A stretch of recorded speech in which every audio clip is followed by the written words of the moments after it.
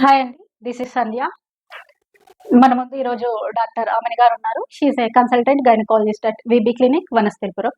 ఈరోజు మనం డిస్కస్ చేసుకునే టాపిక్ వచ్చేసి సాధారణంగా చిన్న పిల్లల నుండి పెద్దవారిలో వచ్చే problem white discharge.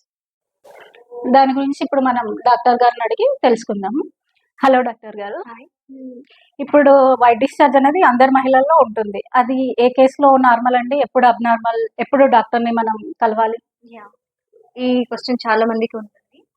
So in జనరల్గా మనకి మెన్స్ట్రువల్ సైకిల్లో అంటే జనరల్గా అందరికి పీరియడ్స్ వచ్చే టైంలో జస్ట్ బిఫోర్ పీరియడ్స్ కొంతమందికి వైట్ డిశ్చార్జ్ అవుతూ ఉంటుంది. కొంతమందికి ఓవులేషన్ అంటే అండం రిలీజ్ అయ్యే టైంలో వైట్ డిశ్చార్జ్ అనేది రిలీజ్ అవుతూ ఉంటుంది. అది కామన్ అనమాట. అది ఫిజియోలాజికల్ అంటాం అనమాట.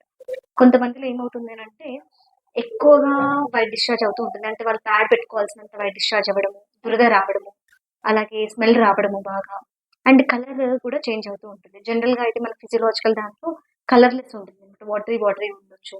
కానీ వీళ్ళు ఏమవుతుందంటే పెరుగుగా రావడము, లేకుంటే ఎల్లో కలర్ రావడము, గ్రీన్ కలర్ రావడము, ఇట్లాంటివి అవుతూ ఉంటాయి. అది అబ్నార్మల్ అనమాట. అట్లాంటి డిశ్చార్జ్ ఏమైనా నోటీస్ చేసినప్పుడు ఖచ్చితంగా గైనకాలజిస్ట్ని కన్సల్ట్ అవ్వాలి. ఓకే. ఇది వైట్ డిశ్చార్జ్ అనేది ఫర్టిలిటీకి ఏమన్నా ఎఫెక్ట్ అవుతుందంటారా?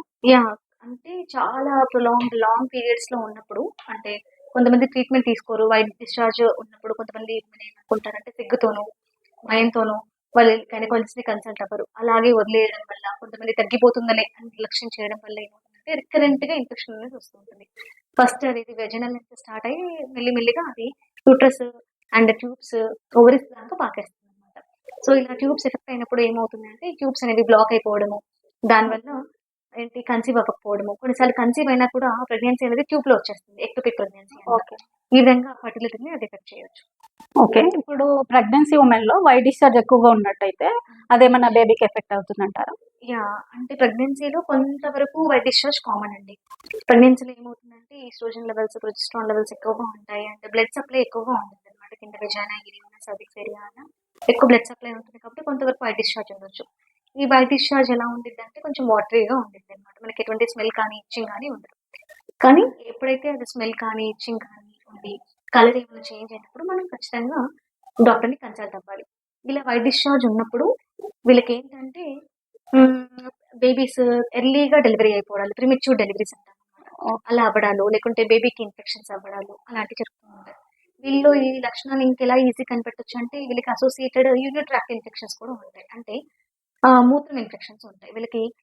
వేరే కంప్లైంట్ ఏమి ఇస్తారంటే మూత్రం మళ్ళీ మళ్ళీ వస్తుంది, త్వరగా వస్తుంది అని చెప్తారు. లేకుంటే మూత్రం చేసిన తర్వాత మంటగా ఉంది, నొప్పిగా ఉంది అనే కంప్లైంట్స్ ఉంటాయి. ఇట్లాంటి ఏమైనా కంప్లైంట్స్ ఉన్నప్పుడు, తెల్లబట్ట ఉన్నప్పుడు ఖచ్చితంగా డాక్టర్ దగ్గరికి వెళ్ళి స్పెక్యులమ్ ఎగ్జామినేషన్ చేసిన తర్వాత వాళ్ళు మీకు అన్ని టాబ్లెట్స్ అనేవి ఇవ్వడం జరుగుతుంది. అవి యూజ్ చేయడం వల్ల మనము దీంతో వచ్చే సైడ్ ఎఫెక్ట్స్ ని ప్రివెంట్ చేయొచ్చు.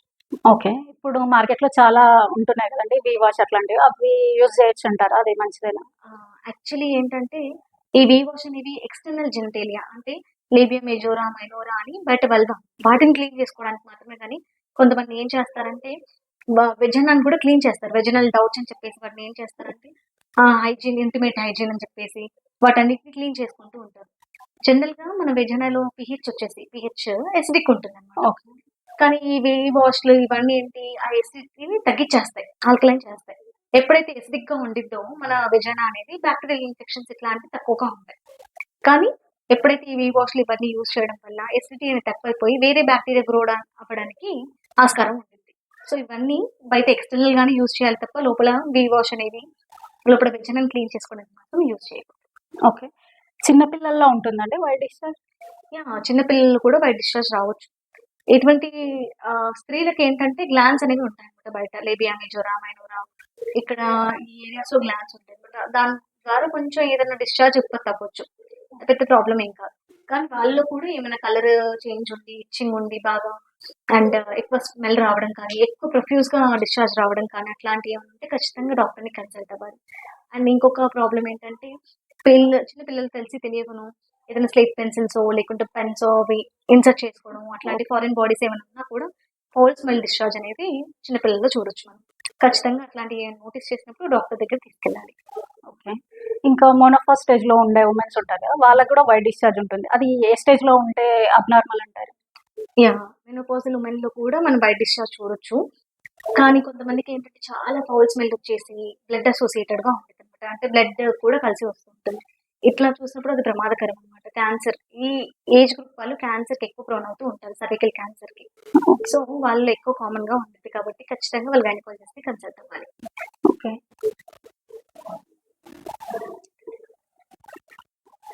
ఎలాంటి ఉమెన్‌లో వైట్ డిశ్చార్జ్ ఎక్కువగా ఉంటుందండి? ఇది ఏంటంటే కొంతమందికి ఇమ్యూనిటీ చాలా తక్కువగా ఉంటుందనమాట. సో, వాళ్ళు రికరెంట్‌గా ఇన్ఫెక్షన్స్ రావడం లాంటివి కామన్. కొంతమందికి షుగర్ లెవెల్స్ డయాబెటిక్ ఉమెన్ చాలా ఈజీగా ప్రోన్ అవుతూ ఉంటారు.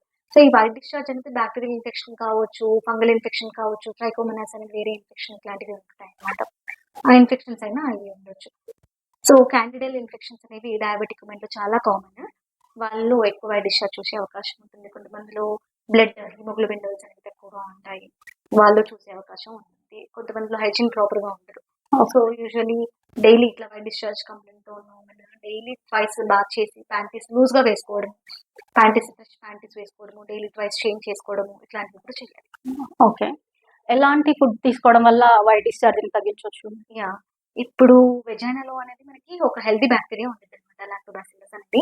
ఈ లాక్టోబాసిల్లస్ కొన్ని ఫుడ్స్‌లో మనకు దొరుకుతదనమాట. Prebiotic and probiotics. So, probiotic వచ్చేసి మిల్క్ ప్రొడక్ట్స్ అనమాట అన్ని.